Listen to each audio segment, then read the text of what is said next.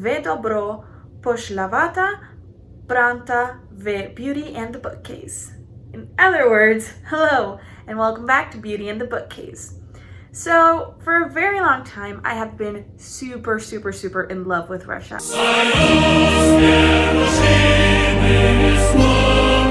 I love Russian literatures, as I've mentioned before. Crime and Punishment, which is behind me somewhere over there, is my favorite book. I love Russian literature. I think it's a really interesting country. It seems so beautiful. I'd love to visit. I often joke around that I just, you know, whenever I'm experiencing writer's block, I'm like, I should just go to Siberia, suffer for a year, and then I'll write something brilliant like the Russian authors used to do. But in all seriousness, I would love to visit Russia someday. So I thought today it would be fun for me to try and create a look while also trying to learn some Russian. So most of the words that I'm going to go over today, honestly, I just picked because they just sounded really beautiful or they seemed interesting. But I did want something useful, something practical to come from this video. So I am going to start off with hello, goodbye, please, and thank you. And then we'll actually get into some more fun stuff. So actually, I've already introduced you to your first Russian word of the day, which is привет. Привет is hello.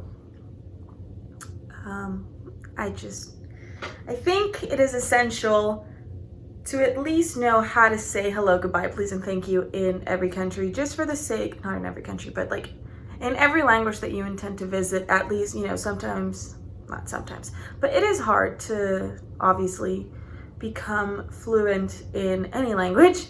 So, you know, you might not have the time to become fluent in a language before you go ahead and visit, but it's always nice to at least have some basics down. So we'll start off today with привет, and then goodbye is prощай. Prощай. Привет and prощай. Hello and goodbye. And then please is пожалуйста. Thank you is спасибо. Пожалуйста and спасибо. So to recap, привет, hello. Прощай, goodbye. Пожалуйста, please, and спасибо, thank you. But that's not what we came here for, I'm sure. You did not click on this video just to learn some basic stuff. Honestly, I think Russian, it gets a bad rap. It kind of has that same, I don't know, I think people view it quite similarly to the way they view German, as in they kind of think it's a very aggressive language. Just because there are kind of more like throaty sounds. But my mission today is to find some very beautiful words. A lot of them actually kind of feel or relate to summer and spring, because I wanted to, you know, keep it light, keep it relevant, I guess. But there are a few interesting words that I found that are uniquely Russian, I guess. And I really wanted to go through those as well. So I wanted to start off with the word for smile, which is ulitka. Ulitka. You know, I think we're living through some very difficult times and we're probably not doing a whole lot of smiling, but you know, I'm just trying to spread positivity and keep this. I know a lot of my videos can be quite heavy content-wise, so I wanted to focus on something less heavy and start with smile, which is ulitka. And speaking of things that bring me happiness, I don't know about you, but there are few things in life that make me quite as happy as a rainbow. I'm still, you know, kind of like a kid in that, like, anytime I see a rainbow, I just have to like shout it out. So I wanted to also learn the word rainbow today, which is raduga. So raduga is rainbow, which I think is pretty cool. It's definitely not what I would have expected, I guess.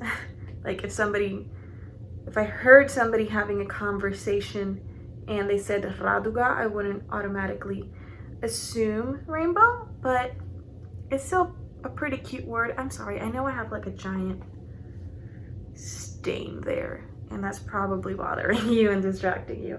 And of course, after the rain comes the rainbow, and after we have the sun. So we have to learn how to say sun. So how would we talk about the sun? We would say solniska. Solniska is sun, and I think that's a really nice word. I found it interesting, just the start with sol, just because sol is Spanish for sun, and Russian is definitely not a language that, you know, I look at or hear or think of and go like, oh yeah, maybe it has something in common with Spanish. No, but yeah, I think it was just interesting to see that. I don't know what the origin of the word is, but it'd be interesting to know, since I know Romanian is a Romance language, so maybe there's an influence there, or maybe not, and I'm just reading into it. The word Lavinia is very important to me because without it, this channel wouldn't exist, and it's actually the word for inspiration, Lavinia. It's definitely an interesting word. It's what's interesting about, you know, for example, doing things like Russian that are so different from the other languages that I know or that I've studied is, you know, discovering all these new sounds and, I don't know, just the quirks of languages. And again, this might just be me like being a language geek and being like, oh my god, this is so cool, and you're probably like, yeah, I don't care. But I don't know, to me there's something really, really fascinating about discovering how, you know, we often think like, well, you know, it's not like we can make up new words. Well, we can, but you know what I mean. Anyway, what I'm trying to say is that it's interesting that, you know, we learn a language or two or however many, and if we kind of stay within the same family of languages, you know, where they're like Germanic languages or Romance languages, there's like all these sounds out there that we might never even know exist, which is fascinating. That's the fun part, I think, about learning languages, is you start to I mean, it's frustrating for sure. I know when I started learning German, I mean, I still kind of struggle with like the H sounds and the R sounds because they're kind of throaty, and I mean, yeah, my first language is Spanish, so I'm not, the letter H doesn't make a sound in Spanish, and then, you know, it's not a language with very harsh sounds, I guess is what I'm trying to say. So going into languages like this is interesting because, you know, the only reason these sound so aggressive to us sometimes is because there are those like harsher H sounds, same as like in Arabic or other languages. You know, they have some very harsh sounds that are absolutely beautiful on their own. I think we just kind of associate them with aggression just because we're not used to it. But, you know, the more you get into it, the more you start to sort of unassociate. That's not a word. Disassociate. The more you get into it, the less you associate it with kind of harshness and aggression, and the more you just start to see the beauty in it and the authenticity of it and how uniquely Russian or German or Arabic these words are. And I think that's pretty cool, but that might just be me. Maybe you don't relate this as much as I do, but relate means to cherish, and I very much cherish the origins of words because I'm a nerd.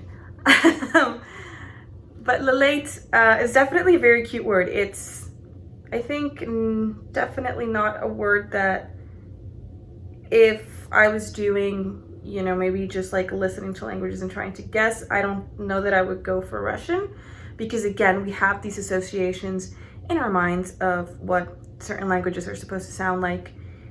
And relate isn't exactly like, I guess, a word or a sound that I would immediately associate with Russian. But see, this is what I mean, you know, even in media, you know, we often get the stereotypes because so many times, like, the villains are like Germans or Russians. So of course it sounds angry because they are angry in the scene.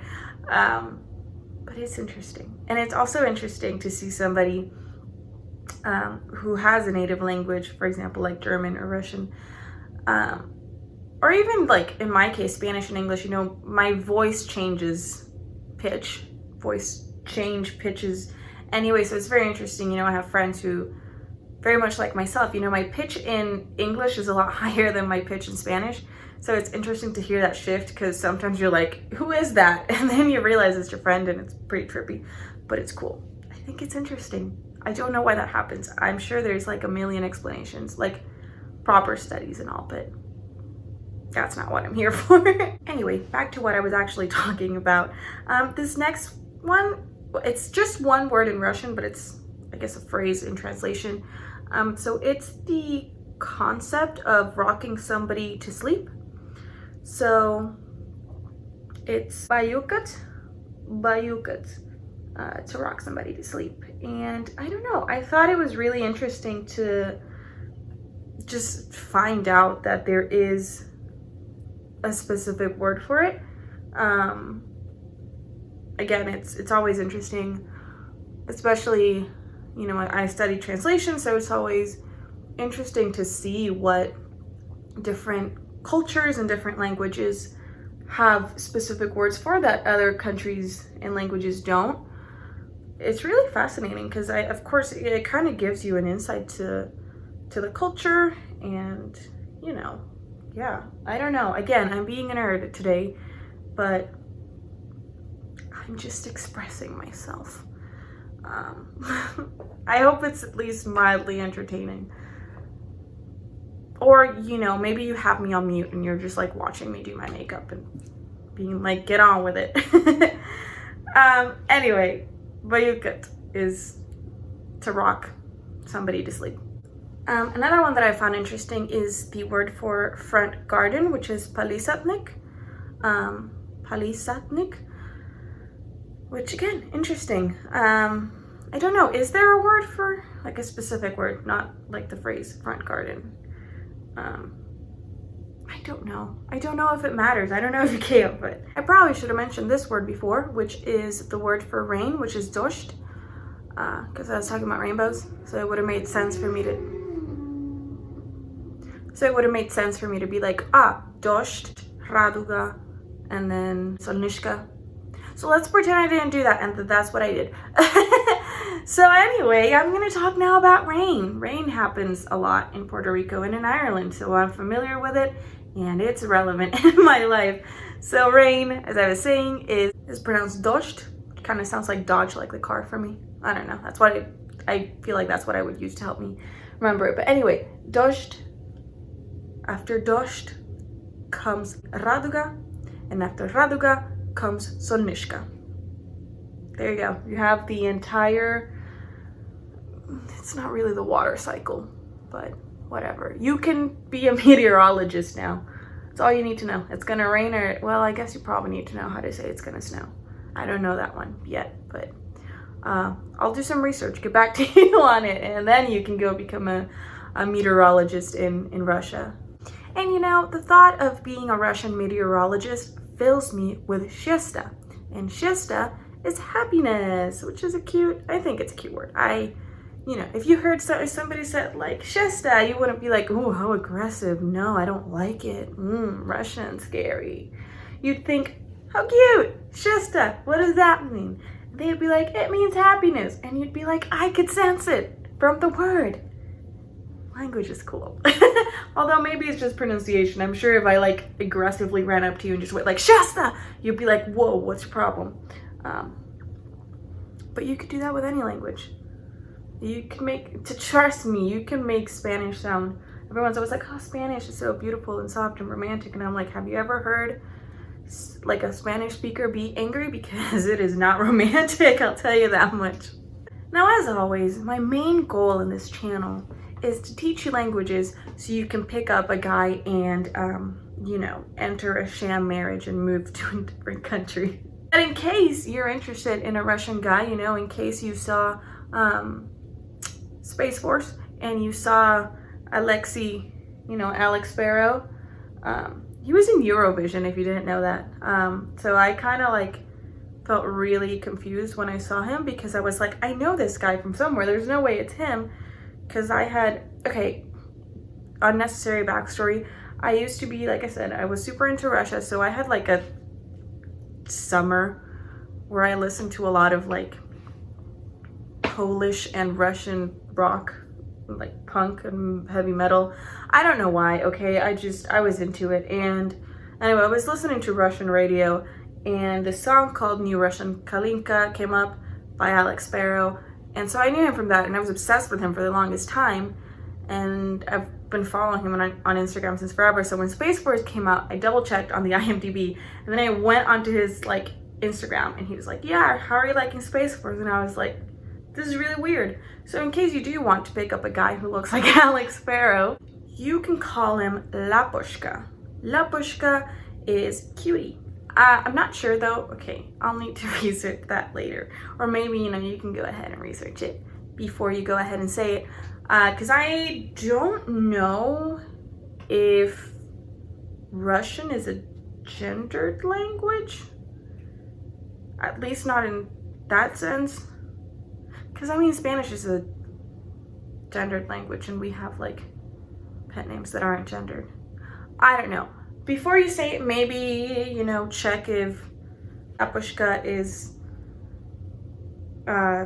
specifically feminine or masculine. You don't want to like make a faux pas in your attempt to win his heart. So, you know, once you find your Alex Farrow and you confess your love to him and he's like super in love with you and he asks if you'll 90-day fiance him, you want to make sure to answer this way.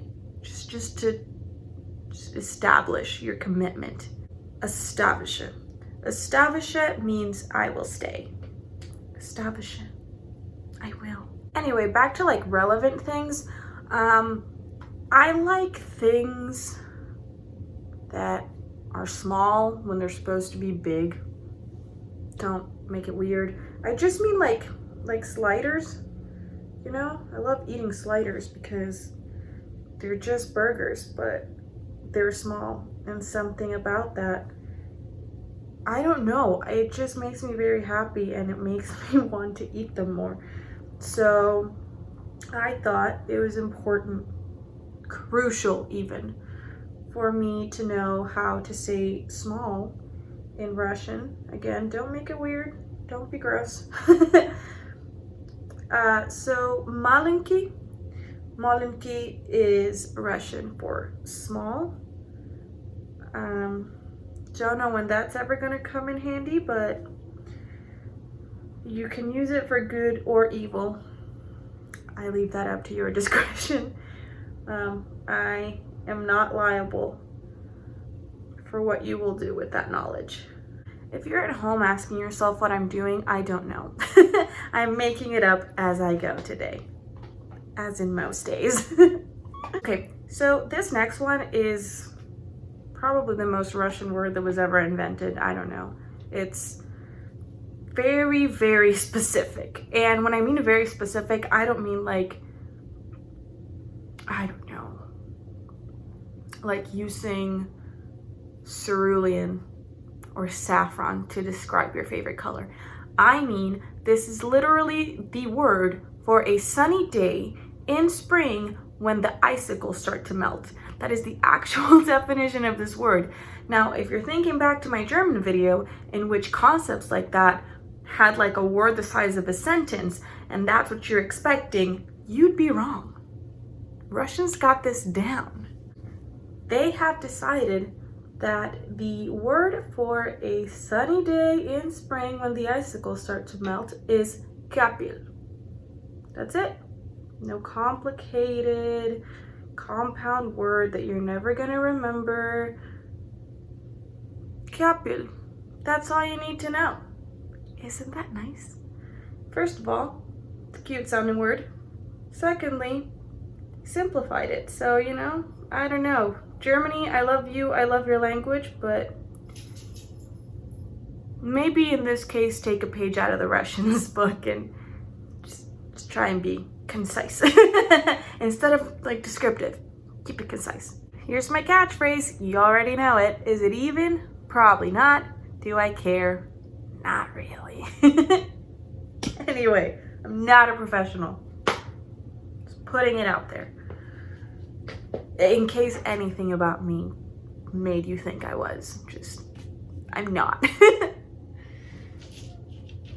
I'm a professional in other ways, academic ways. Another oddly specific word that I was actually really happy to find. Okay, I didn't grow up around snow, so I get like excited at weird things that are probably super normal to anyone who's grown up around snow. So anyway, I used to have to wake up really early. I mean, maybe not that early for some people, but I had to wake up like at 5 to catch a bus at like 6:15 or something. Anyway, I had to walk like 15 minutes from my apartment, and it was obviously snowing. It was really cold because it's the Midwest, so what else would you expect? And this was the first time I was walking through this really big parking lot. I lived next to a university, so there was like this huge lot for the students to go park, obviously, for their classes. What else would you do in a parking lot? I don't know why I'm explaining parking lots to you right now. It's been a week, okay? Anyway, and as I was walking, I was listening to Panic at the Disco because, you know, emo trash. And I noticed that the snow on the ground, it hadn't been like super snowy. So you could still see the parking lot, like the ground of the parking lot. It wasn't covered in snow, and I noticed that like the snow was, I mean, what I would say was like dancing around. It was moving around, and I don't know, it just looked very magical to me. It kind of looked like something you'd see in like a TV show or a video game. Like that's how they would guide you forward. I don't know if you know what I'm talking about, but anyway, the snow was moving on the ground and it was really cool, and I was like, oh my god, this is beautiful, even though I'm exhausted because it's, you know, 6 a.m. and I'm taking a bus. Anyway, my point is that this word actually refers to that, and I thought that was awesome because I was like, yes, now I know how to talk about it. And I'm teaching you guys so that if I ever talk about it again, I can use this word and you're not like, what is she talking about? And this word is pozemka or pozemka. I've heard both, so I don't know if it's a regional thing or one of them is wrong, but pozemka or pozemka, it's that thing. I don't even know how to Google it to like put a video, but I hope you know what I'm talking about. It's when the snow is on the ground and it's kind of like the wind is moving it. So it's kind of like making a little path and floating around, and it's magical and it's amazing. And it's one of the few times where I'm like, okay, maybe the snow isn't like the worst thing that's ever happened to me. That, or anytime I see snow on like a pine tree, it's too beautiful for me to be like, meh, snow. But the rest of the time, yeah, I'll be like, snow, especially because I was walking. It wasn't fun. And last but not least, we have blagodat or bladogat, which is grace. And I think, honestly, I just wanted to end today on this word because I think we all need a bit more grace in our everyday lives. We need to be, you know, we need to show each other grace. We need to show ourselves grace, be kind to one another because the world is falling apart and it's depressing and it's hard enough as it is. So please just show some bladogat to yourself, to your family, to your friends, to everyone around you, and spread some positivity. And I hope you enjoyed whatever this was, me rambling at a camera for a few minutes. But yeah, I hope you enjoyed it. Let's do a little, I'm gonna put on some lipstick real quick and then we'll do a quick little recap. All right, kids, what did we learn today? We learned Привет, hello, Proszę, goodbye, Пожалуйста, please, Спасибо, thank you. Улыбка, smile. Радуга, rainbow. Солнышко, sun. Вдохновение, inspiration. Лелеять, cherish. Баюкат, rocking to sleep. Палисадник, front garden.